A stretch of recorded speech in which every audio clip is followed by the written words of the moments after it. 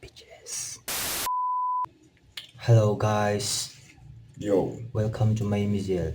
Video kan lo siam chan chu ke ma le ka thian te hi je ha kan channel ka lo shout out du wang bu chang video kan lo siam chan chu ke ma le ka thian te hi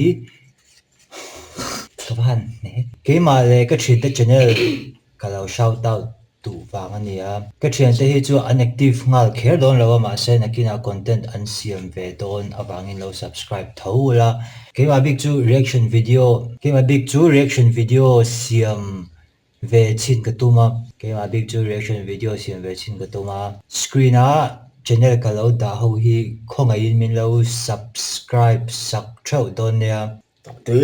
lok Tê. screen a channel Ai cực.